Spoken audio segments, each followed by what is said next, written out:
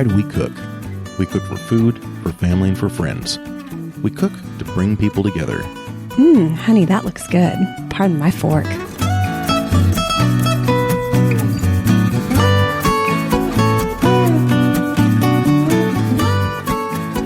Hello and welcome to another episode of Pardon My Fork. This is Andy, and we have got a great lineup for you guys today. We're talking to Kathy Pullin from Pullin Premium Barbecue. She's going to be talking about all things barbecue today with us, and she has sent us some goodies, and we're going to be doing a giveaway that we're going to talk about at the end of the episode for one of her Sassy BBQ rubs. So stay tuned for that. But first, we've got Donna Yamini back on the phone. Donna, how are you doing? I'm good. How are you today, Andy? Doing very well. And you are here today to give us a status update on the Biscuits and Championship, right? I am. We are really happy and proud to announce that two of the companies that the Jelly Queens have used for the last 7 years have come on as sponsors. And that's the Fillmore Container Company and Pomona's Universal Pectin. Those are two of my favorites. Oh, fabulous. Congratulations. Well, I'm not very good at the sponsorship thing, so I was very going out on a limb and being brave, and I just said, I've used your product for 7 years, and I need a little help with the Biscuits and Championship, and I'm requiring everybody to use your product, so could you pitch in and be a sponsor? And they both said yes. Nice. Well, congratulations to you and congratulations to them, because now they get to be a part of this incredible event that you have going on, this championship, and all the good things that come with that, the exposure and the recognition. Is there any particular reason why you like to use those products? Well, these companies are very helpful to small preservers.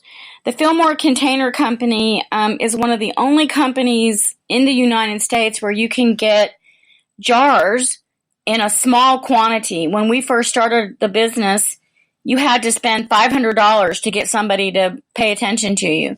And you can order one case from Fillmore. And for somebody who's just starting their business, to me, that's a really big and important thing, because you want to be able to use really good, high-quality jars. I mean, these jars are so good that if I drop a jar, almost 99% of the time, the jars don't drop. They have to be dropped like 3 or 4 times before they actually break.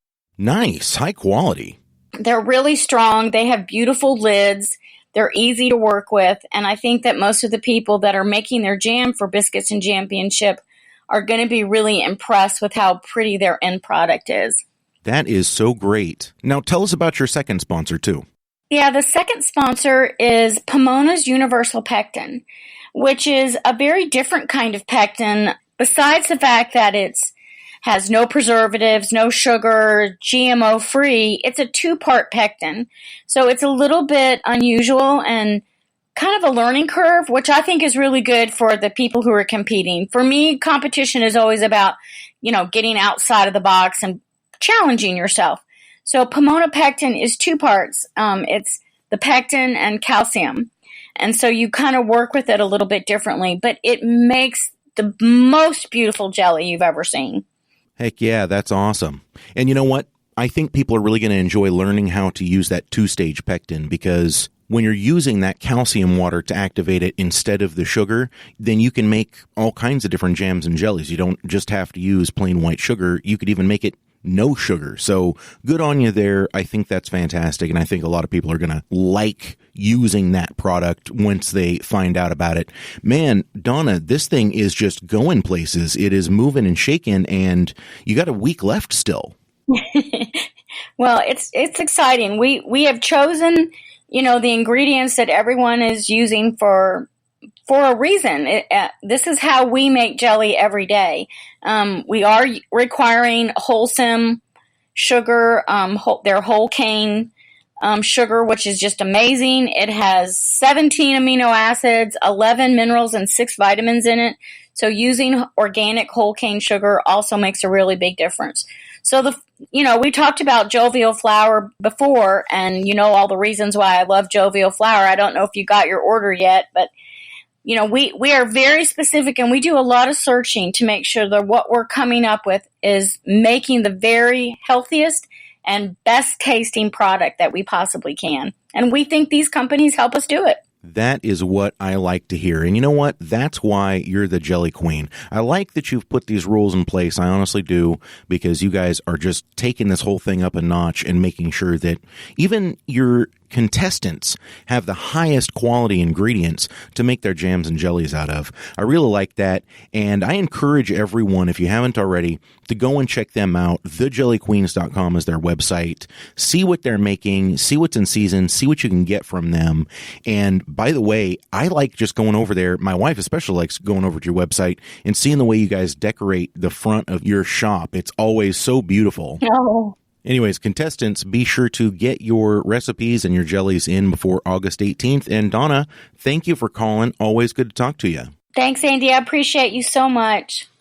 Always good to talk to her, and always good to talk to my guest today. Let's get right into all of the hot barbecue talk. Kathy, how are you doing today? I'm doing great, Andy. Thank you for inviting me on. Thank you for coming. Kathy Pullin, you have been everywhere and done all kinds of stuff. You've got your own show, Grilling with Kathy.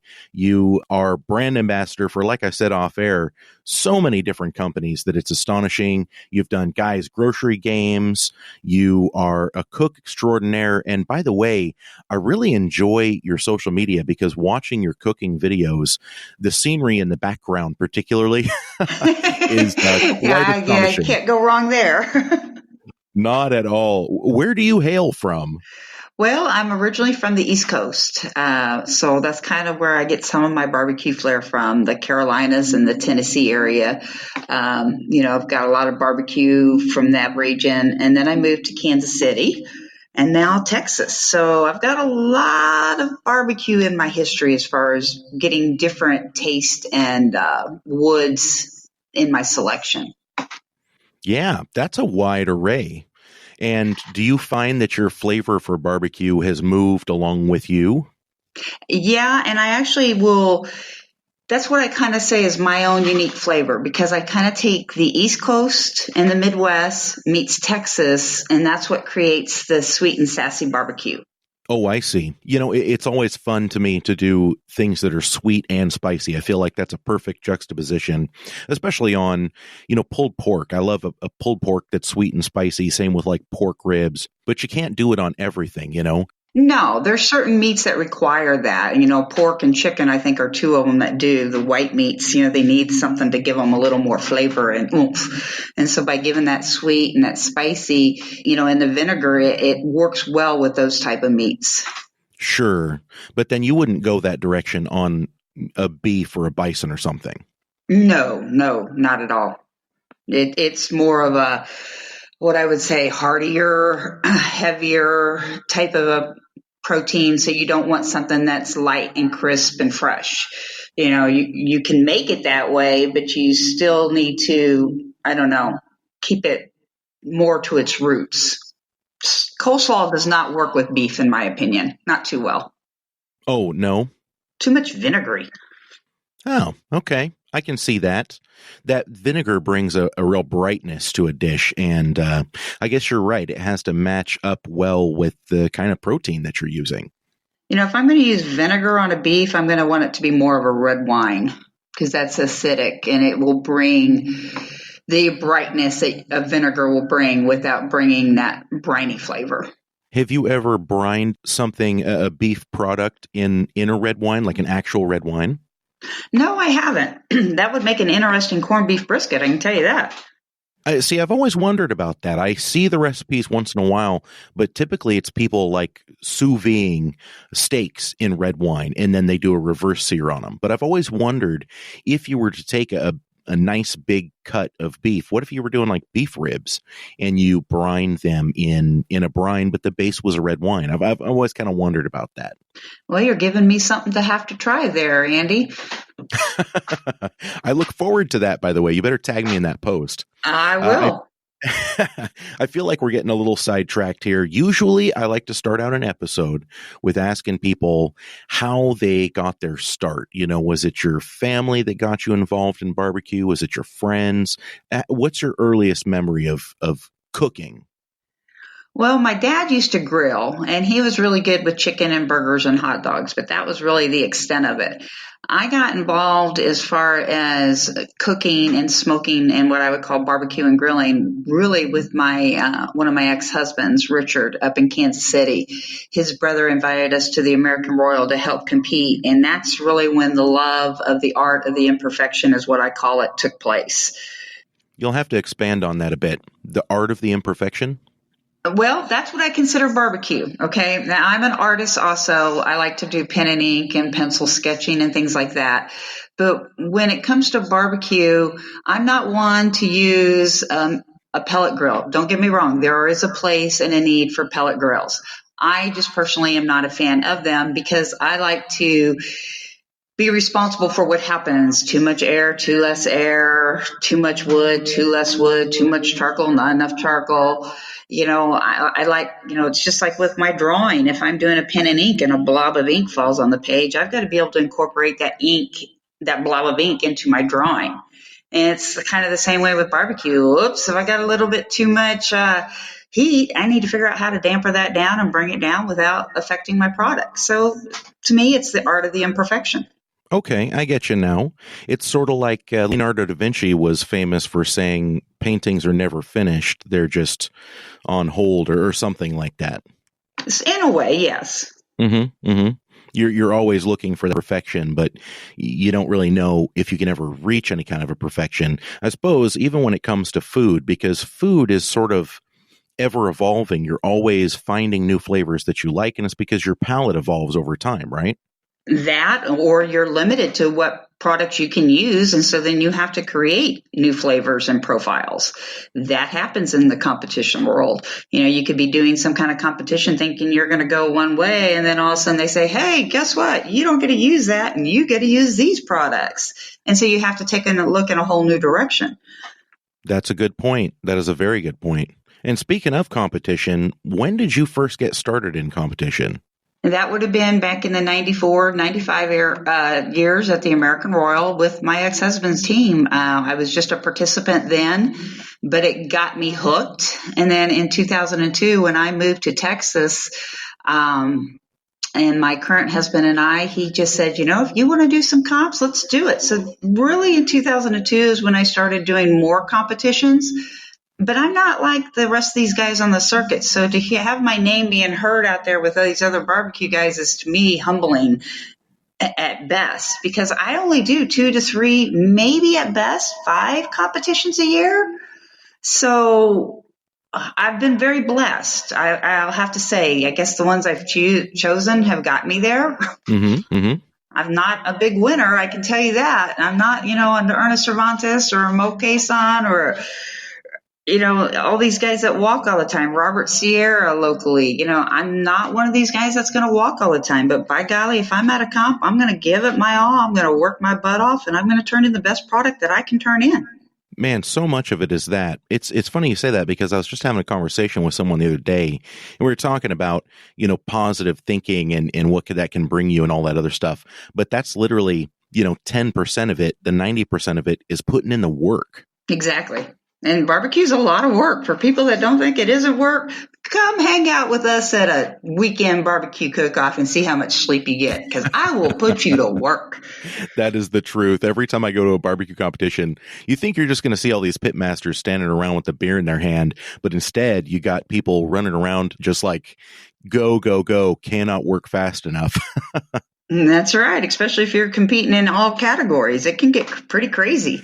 Man, so you you got the bug in basically like 94 and started competing shortly thereafter and have been doing it ever since. Of course, I'm looking at your resume. You're brand ambassador for the Hassel Cattle Company, John Boy and Billy's Grilling Sauce. By the way, Chef Carl, I love what he does. Need to get him on the show sometime. Oh, I'm getting ready to go see Chef Carl next week. We're going to be down there in Charlotte, Doug with Hassel Cattle Company and myself, talking with Carl and cooking up some beef and having a good time. I'm looking forward to it. Oh my gosh, I'm so jealous of that. It's going to be a fun time. Well, and then of course you're a brand ambassador for the Pit Barrel Cooker Company and B&B Charcoal. And I notice you use that barrel a lot when you cook. Do you use the barrel in competition as well? I did, or I do, I should say. I started cooking on the barrel about three and a half years ago, and I fell in love with it. The versatility of it, the ease of it, and I cooked brisket on it for a comp a few weeks ago. I cooked my ground turkey dish for a comp on it, and I'm getting ready to start practicing steaks because I'm going to try to do in August. Pit Barrel's offering a nice little bonus for the Texas Steak Tour if anybody hits first place on a Pit Barrel. So I'm going to give that a go, I think, in August. Ooh, I like the sounds of that. I've been seeing guys using the barrels. And as a matter of fact, I think a lot of them have been using the, I forget what the brand is now, but there's a Vortex. That's what it's called, is the Vortex, basically a cone with the top and bottom cut off. A lot of people use them in Weber's, but I've noticed that guys are using them in the barrel now too. That would be a lot of fun. Yeah, I've seen a few guys cook on the barrel up in Kansas City and a couple of other places. So, it's not going to cook probably nearly as hot and fast as it would on maybe a PK or a Weber, which the Weber is what I'm used to cooking my steaks on. But I'm interested to see. I'll be able to add a little smoke to it this way, maybe. Yeah, absolutely. And you know what? You're trying to get every little bit of flavor into it that you can. Something complimentary, of course. Do you have any thoughts on what kind of wood you'd use to add that smoke? I would probably use the B&B Competition wood chip mix. That's the pecan, cherry, and oak. That's generally the flavors I tend to use, and it makes a really good blend on beef. I see. It's funny you say that because I tend to use a similar mix. I'll throw apple in the mix once in a while as well, but I do something very similar. Now, I'll use apple with a lot of white meats, your porks and your chicken. I'll do the pecan, oak, and apple mix. But on my beef, I like to throw cherry in there. It's that extra little bit, and then it gives such a nice color as well. Right, because, cherry will kind of replace the color that you get with mesquite. Without that mesquite flavor. Correct. Without the harshness that a mesquite will bring. But then again, if you're cooking a steak or a piece of chicken, mesquite's not bad to cook on because it's hot and fast. Do you feel like you'd have a time when you'd want to use mesquite for a long smoke on something? No. Me personally, no. And the reason why is because mesquite builds up way too much acid in my stomach after I ingested meat smoked in mesquite. So I personally am not a mesquite user. But, down here in Texas, boy, they firmly believe in that mesquite brisket. I hear that. And as a matter of fact, in Oregon, I have a hard time finding any B&B oak. Most of it is mesquite, and I still buy it and I still use it, but I tend to use their briquettes more often than not because that mesquite flavor can be so overpowering. Kathy, I hate to admit this, but one time I used mesquite, not really thinking about it, when I was smoking a rabbit, and oh my gosh, it was so overpowering. Yeah, that's a tender piece of meat right there. It is very tender. The last time we cooked up a piece of rabbit, I actually cooked it over maple. It was an open fire, not actually a smoke, but, it got a little bit of that smoke flavor. And the maple I thought was a very nice complement to the pecan. No, I'm sure it would. Maple would be very mild and not very harsh. And yeah, I can see where maple would work. Yeah.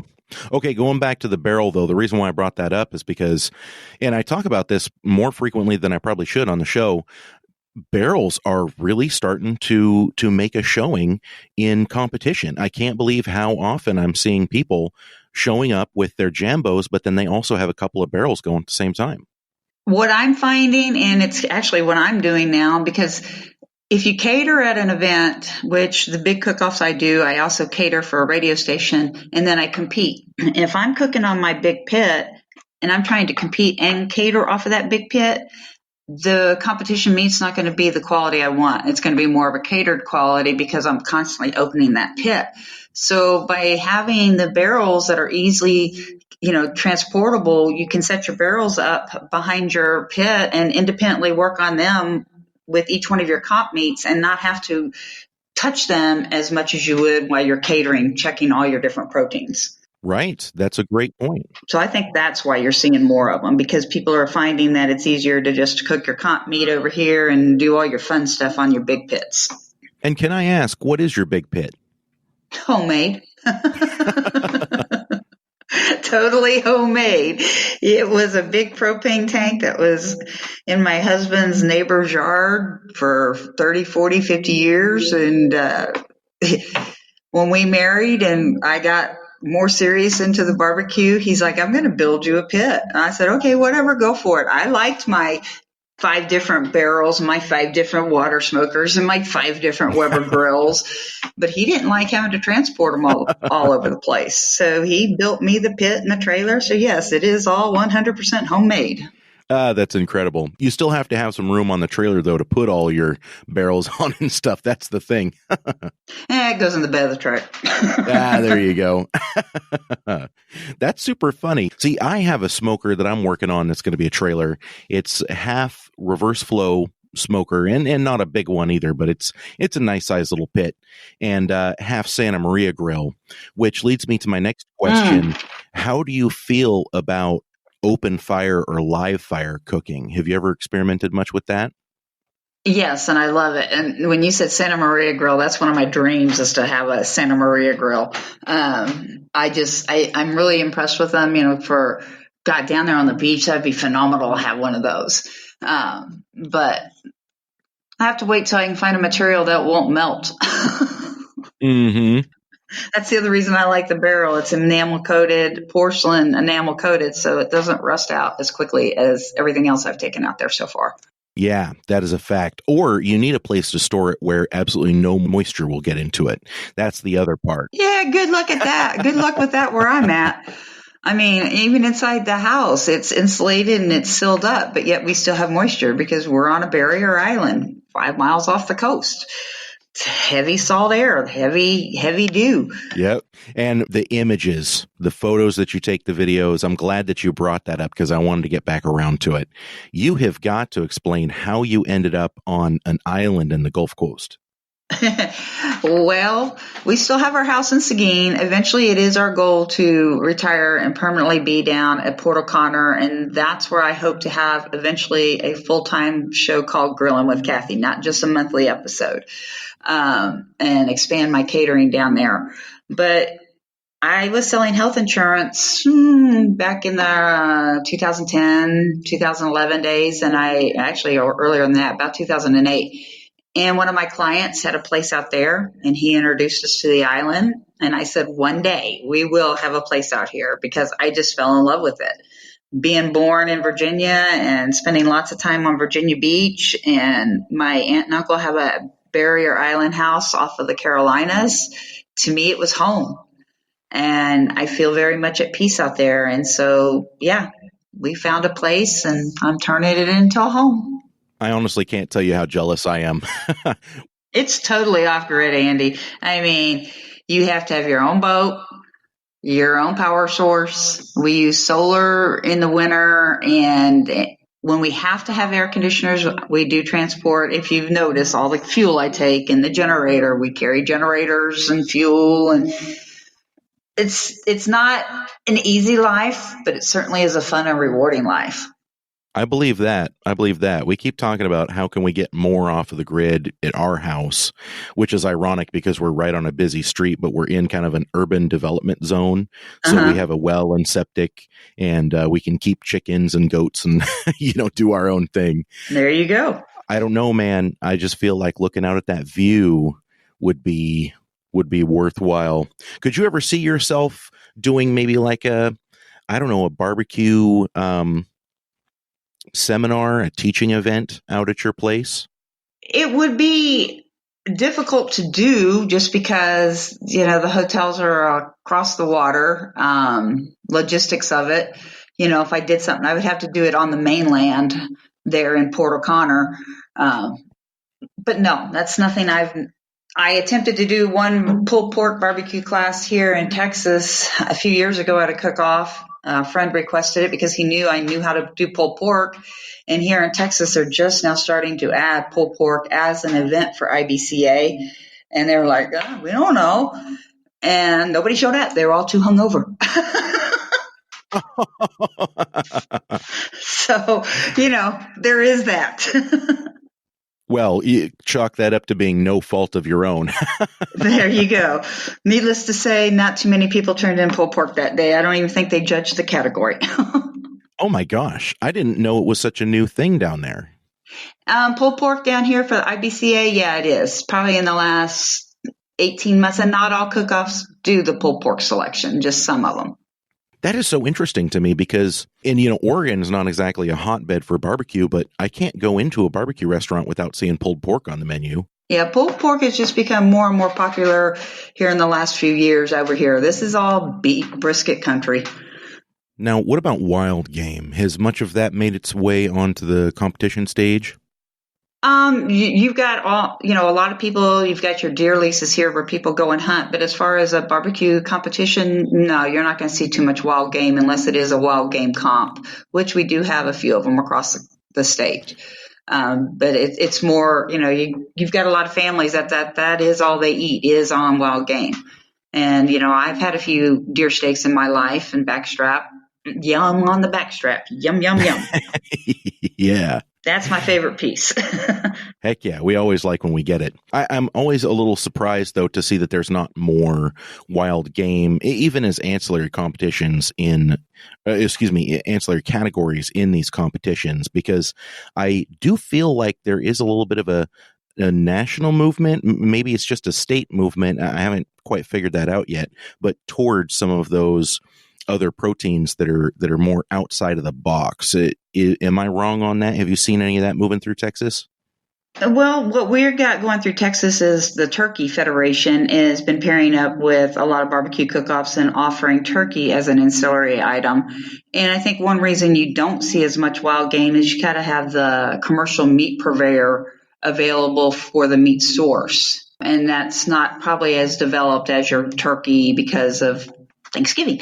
And just turkey is a domestic bred animal now. But that would be probably my guess is you have to have the meat purveyors involved in the wild game to get them promoted because your meat has to be inspected and, from a legitimate meat purveyor or meat source. Sure. I hadn't really thought about turkey too much, but it's interesting that you bring that up because, a turkey is going to be done in when you're doing a competition turkey, what's that going to be, like 5 hours, 6 hours on smoke, I would assume? Well, no, because each event has been different. Like the very first turkey smoke, they gave us thighs, breast, and wings. The second turkey smoke that I participated in with a steak cook-off, they gave us turkey bacon. Oh. The last one was ground turkey.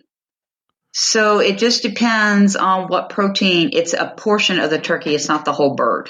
They're trying to promote that turkey is more versatile than just a holiday dinner. And so they're giving us different proteins to promote. And I know this month, again, it is going to be ground turkey.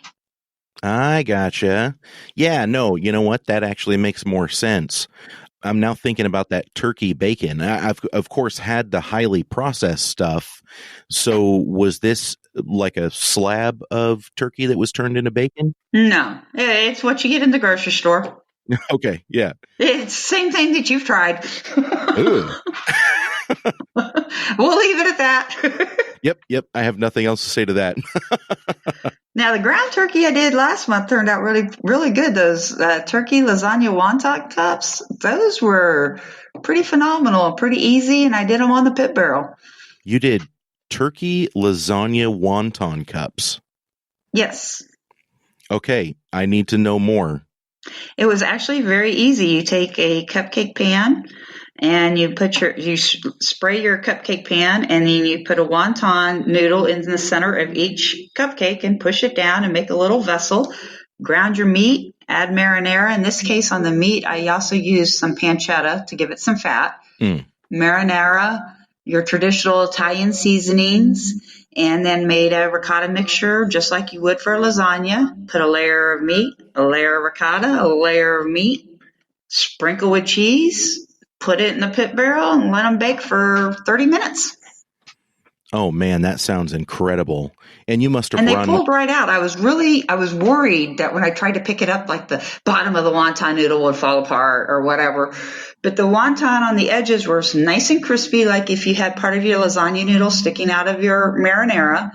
And then the bottom of it was soft, just like a lasagna noodle was. So I was really thrilled with how they came out. And they took first place. Everybody was quite impressed with them. So, yay, winner, winner, chicken dinner or turkey dinner. Do you remember was there a payout for that one ancillary item? Yeah, it was just $100, but hey. $100 is $100. That took care of the entry. Heck yeah. Oh man, that's so funny. I'm wondering, because like last year at the World Food Championships, they did a duck ancillary. Right. And Janet and I competed in the duck ancillary. Really? How did that go? Well, Janet is what I call part A of the Hearts of Texas Grilling team, and I'm part B because it's her golden ticket that we've been competing on last year and we'll be competing on again this year. So she said, we're just going to sign up for everything we can outside of steak. And I was like, okay. And then we split the ancillary competition. She did one, I did the other. She did the duck, I did the pork loin. She had never cooked duck breasts, neither had I. So we bought a couple of duck breasts the day before to practice on. And by the time we got home, we were tired. We didn't want to mess with it. So she gets up bright and early the next morning. I wake up to the smoke detector in the condo going off. She had started the duck breast, and neither one of us knew better, on a real hot skillet skin down. Immediately smoked up the entire condo. Yep. We did not feel too good going into that duck ancillary competition, needless to say. But she ended up pulling out a 4th place duck. We did duck tacos. They fell in love with them, the creativity, and they said the duck was cooked perfectly. And we both kind of looked at each other and went, well, good thing we started a fire this morning. Yeah, man. That's super funny. Duck is such an interesting thing to cook with. I truly do love cooking with duck. We raise ducks here for eggs, but then, when you end up with too many of one particular gender, they'll end up going in the freezer, and oh, yeah. As you are hearing this episode, it'll have been 2 weeks ago. We took one of these beautiful duck breasts that we got from Duck Char. Little shout out to them. I felt like I didn't want to waste the duck breast, so I was very hesitant to do this because I just love cooking it steak style, and it's delicious. Uh-huh. It's beautiful. But I did kind of a rough chop on it. I sliced it and then I chopped it, and I formed those into burger patties and I threw them on my grill. I saw that. Yes, they were so incredible. I could not believe how good they were. Yeah, I saw your post on that. Kathy, I wish that I could invent smell-o-vision, because if you could just smell them. Well, a lot of people have been wanting to invent that, and I actually think Rachel Ray has coined that phrase and wants to invent it before anybody. I think if it's going to be done, she'll do it. Yeah, probably. Hey, she's already coined the phrase pasta facial when you pour the pasta in the sink and you get that burst of steam that hits you in the face. Yeah, there you go. Yeah, duck. I like seeing duck come around, but what you're saying about the turkey, that's really interesting. We've actually got another duck breast, ironically, in a fridge. It's buried in salt right now, but we're looking at making duck pancetta with it. And so we'll see how that sounds goes. Good. Yeah, it's an experiment. That sounds good. We'll see how that goes, But I'm talking about all this stuff because I'm curious if you've had any kind of unique recipes that you did on a whim recently that turned out better than you expected. Well, number one, the turkey lasagna wonton cups, because I didn't practice them. I Googled it the night before on Pinterest and said, well, let's give this a go. Go to the grocery store and get your ingredients.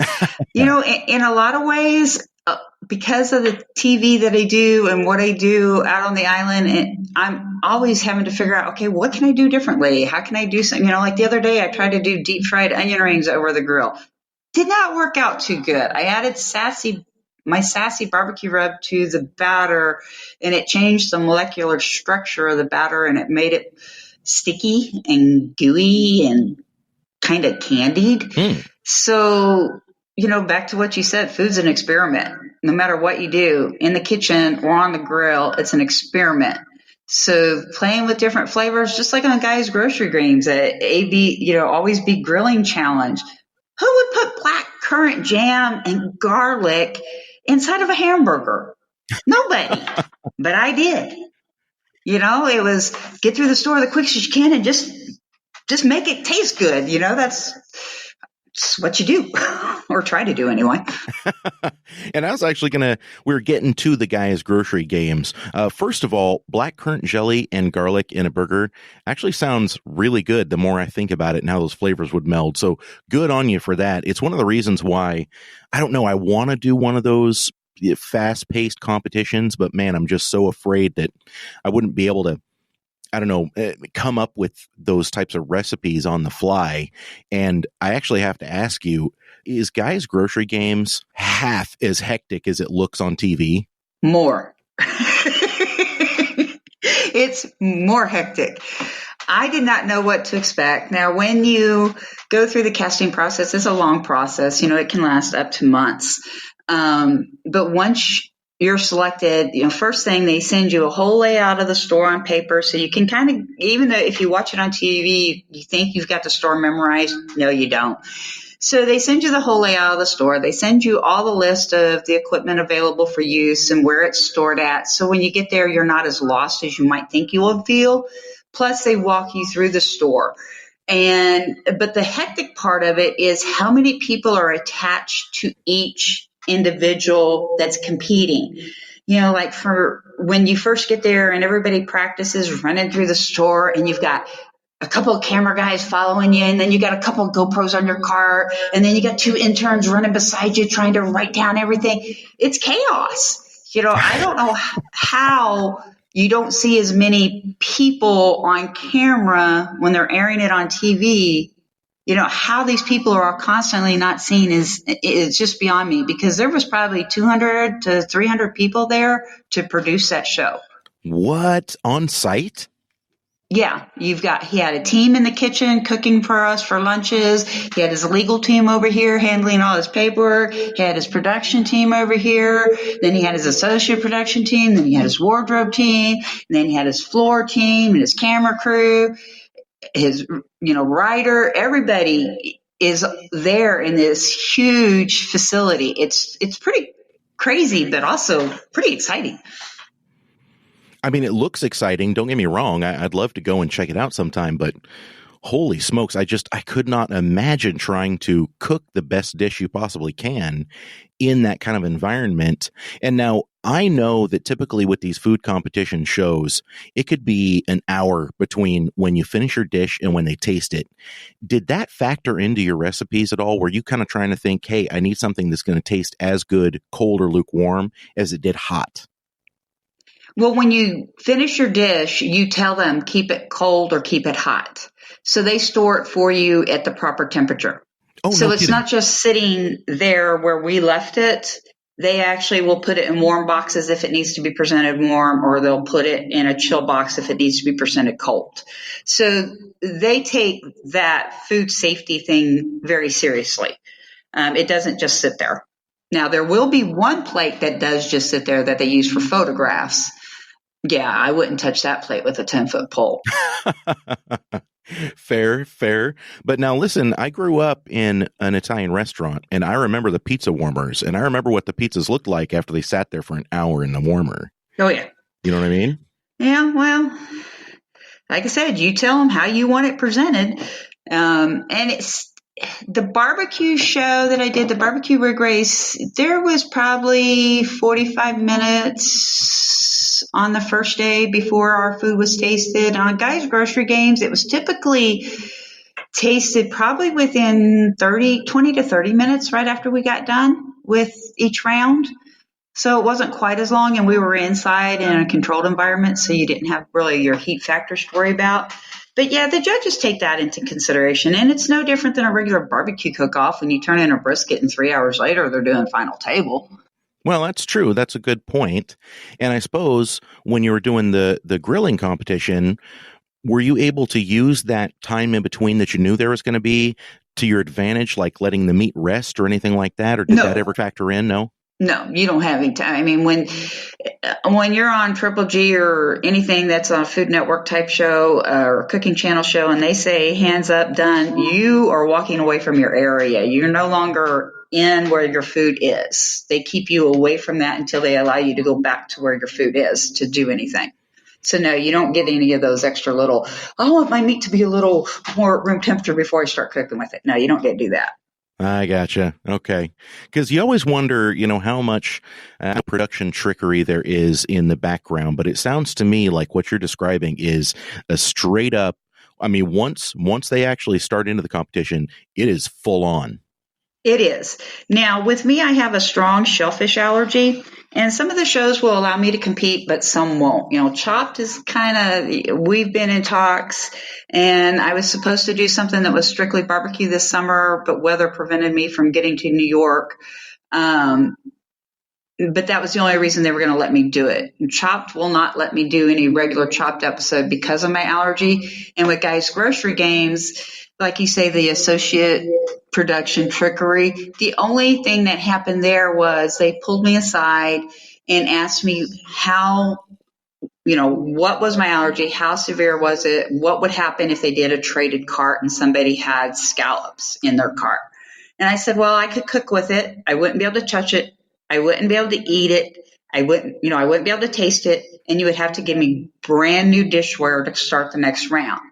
So they chose not to do any games that would jeopardize my chances.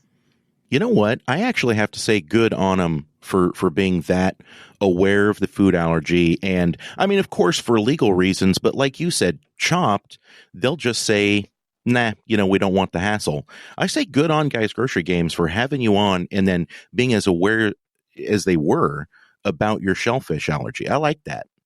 Well, and it was good for them. And, and I've watched an episode of Chopped, and I brought this up to the Chopped folks where an individual came on who ended up winning, but his second round had shellfish. And they said, well, you didn't taste anything. And he's like, I can't. I have a strong allergy, and I just relied on my experience and, flavor profiles. He smelt his flavor. And so when I brought that up to the producers, they said, well, he didn't let us know on his application. And that's part of that application process is letting them know if you have an allergy, because I don't want to take that risk any more than they want to take that risk, and they can't guarantee the safety. So that's great. I'm like you said, kudos to Guys Grocery Games for giving me the opportunity. Chopped, hopefully I'll get a barbecue opportunity one day. We'll see.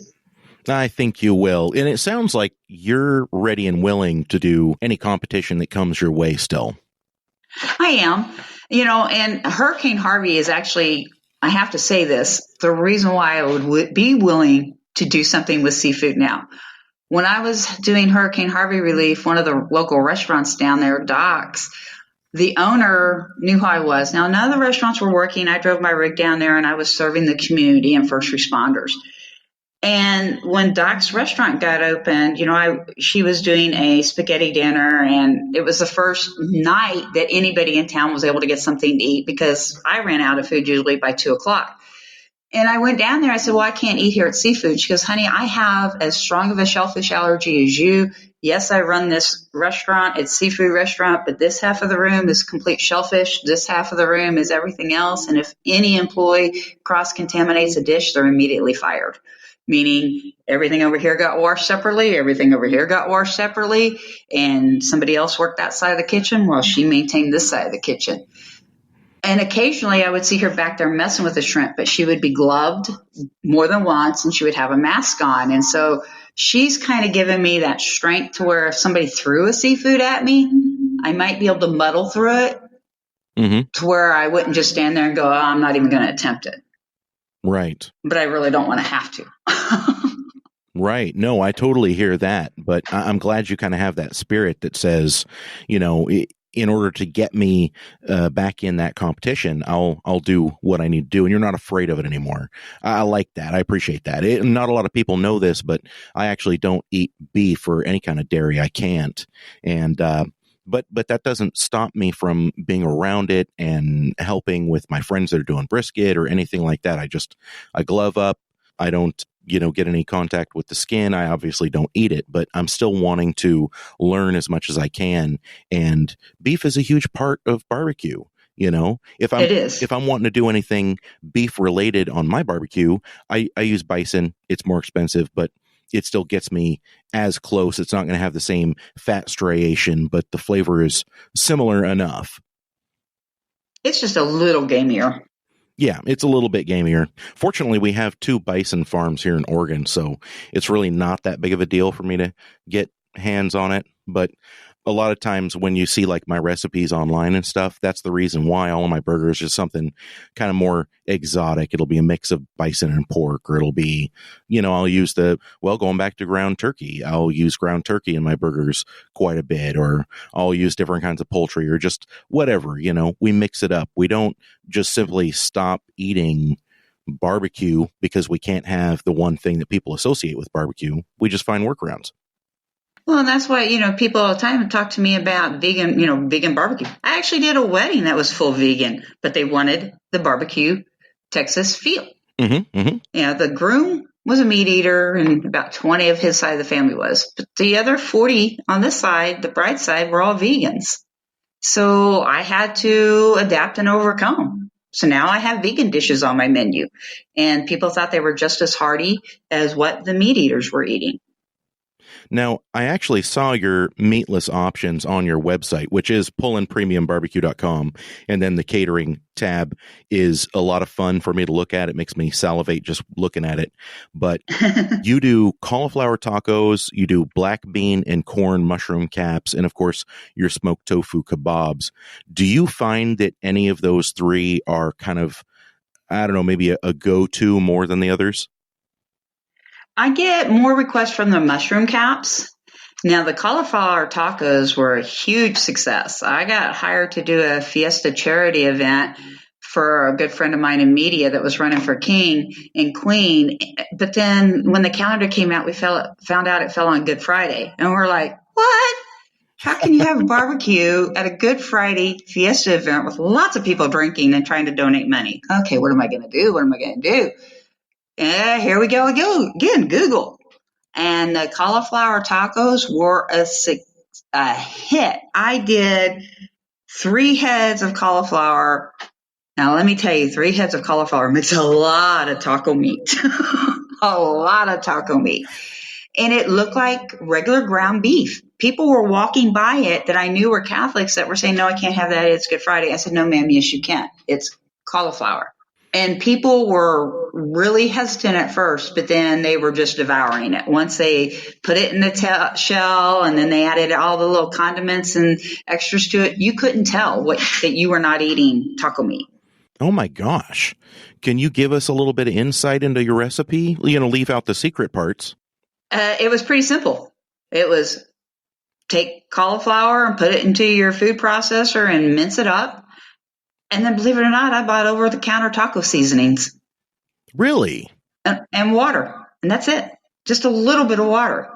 Just enough to get the seasonings moist and stir the cauliflower until it would brown a little. But yeah, that was all I used. And the second time I made it, I used it made it with my Black Magic seasoning because I've got a lot of chili powders and those type of spices in my Black Magic. And it came out just as successful. Wow. See, I'm going to have to try that now. I don't normally eat strictly vegan, but I really have to try that now. Well, I think you would probably really like it because, like I said, the tacos did not look like meat tacos. It's a perfect meatless Monday option. I like that. Wow. Okay, so now can I give you one? Sure.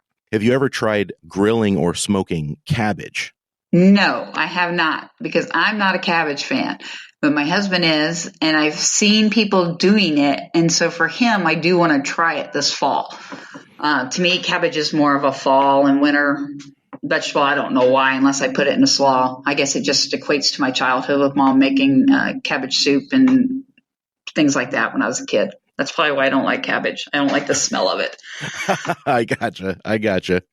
Yeah, it's something that we've been doing here a lot. When I'm finished with whatever it is that I had on the smoker, I'm undoubtedly going to pair it with either fried cabbage or coleslaw, because I'm actually a huge fan of cabbage. But I feel like throwing it on the grill or throwing it on the smoker adds that little bit extra flavor that might even convert you. Well, I might have to try it. Just like I tried doing some fried radishes last year, and my black magic transformed me on that. So maybe it'll transform me on the cabbage.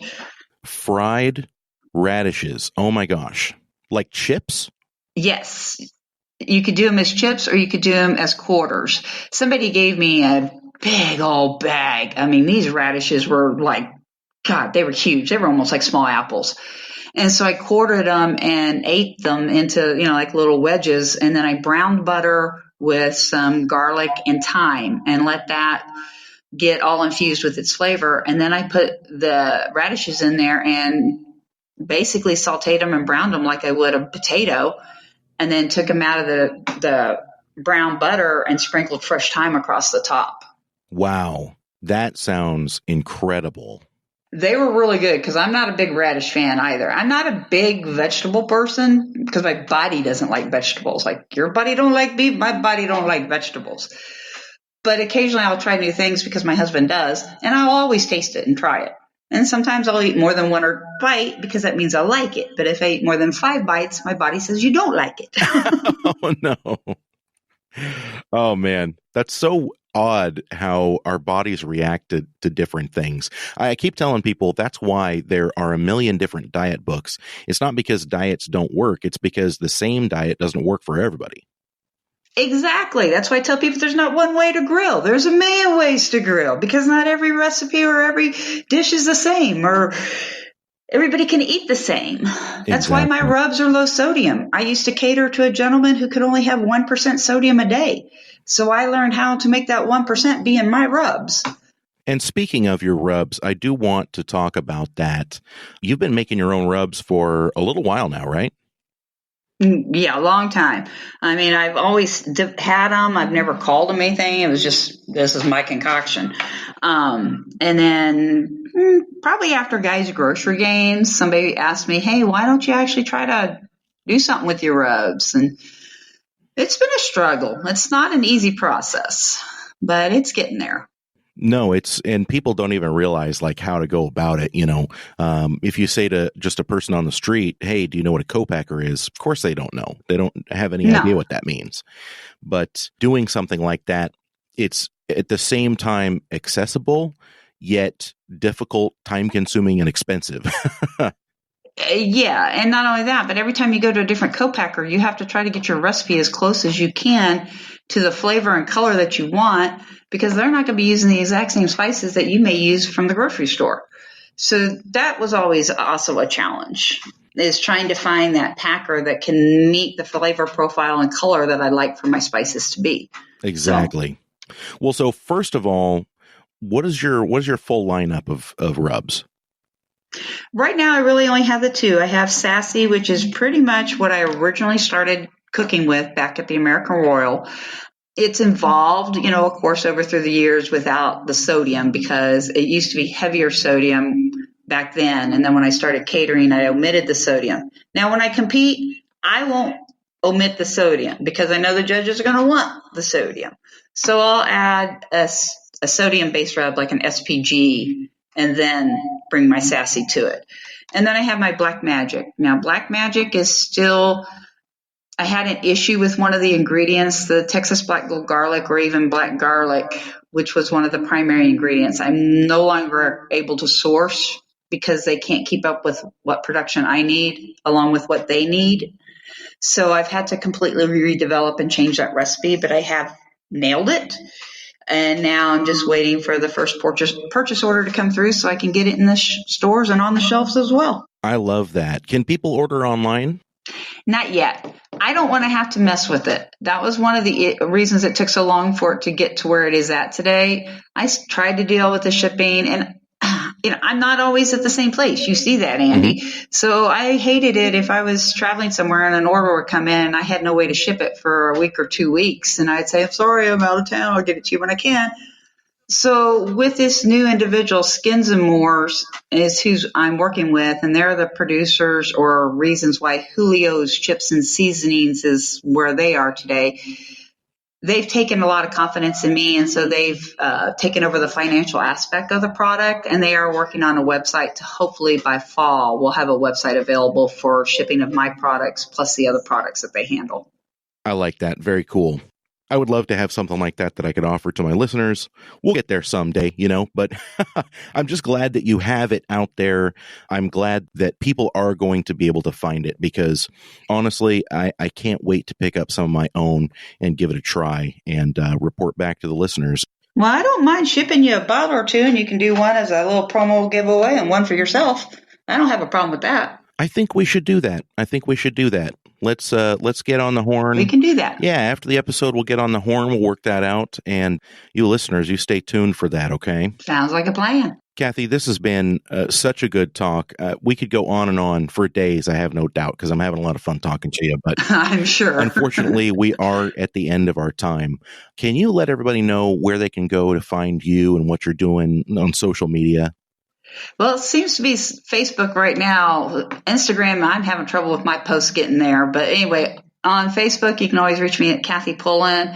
I am on Twitter and Instagram as Pullin BBQ, and website PullinPremiumBarbecue.com. We just LLC'd the company, so lots of things are going on. Got World Food Championships coming up again, and another steak cook-off in August. Let's see if I can hit number 1 there. I love it. And if we don't see you sooner, I'm going to see you at the WFC. Oh, are you? Yes, ma'am. All right. That'll be fun times. I'm looking forward to it. Janet and I are going to see what trouble we can not get into this year and see what products we can not burn up this year. We're already planning final table on that tomahawk steak, though. Oh, yeah. You heard about that, huh? Oh, I didn't hear about that, honey. I'm the ambassador that got Hassel Cattle Company on board with WFC. Come on. Yeah, now you're talking. I'm the reason why Hassel Cattle Company is with WFC because I introduced them. I love that. Mike McLeod introduced the news about doing the tomahawk steaks and the Wagyu beef for the steak competition on this very show several weeks ago. So, yep, and I'm going to be seeing him next week also. That's amazing. I'm so glad to hear that. One more tidbit for you guys before we go. So, Kathy, once again, thank you so much. And we will talk to you again soon, all right? Sounds great, Andy. I'll be seeing you in October for sure. And there she goes. That was a great conversation. I really enjoyed talking to her, and I look forward to having her on the show again. And we wish her all the best with the steak and barbecue competitions coming up this year. One more time, you guys, if you go to our social media, either Facebook or Instagram, and it's at Pardon My Fork, go ahead and throw us a like on that post, comment 2 friends' names underneath, and that is how you enter to win that bottle of Sassy BBQ rub. So head on over, check that out. While you're out there, make sure you swing by pardonmyfork.com and see what else we have in store for you. Links to everything that we talked about is going to be underneath this episode, and we got a few fun photos up there so you can see what Kathy's doing. And I want to thank you guys for going out and doing that. I want to thank you for leaving your comments, leaving your ratings, leaving your reviews. We love seeing those, and we love to hear them. And we want to know how to make this show better for you guys. Many thanks for doing that. And one more time, many thanks to Kathy Pullin. And for Kathy, this is Andy, and we will see you next time.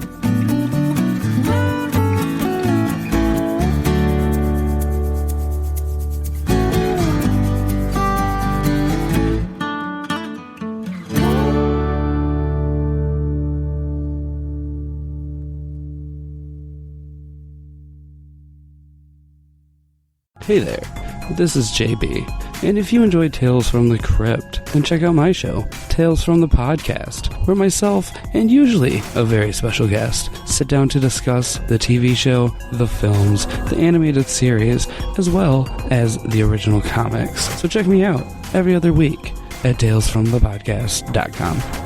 Thanks for listening, kiddies. You're all a scream.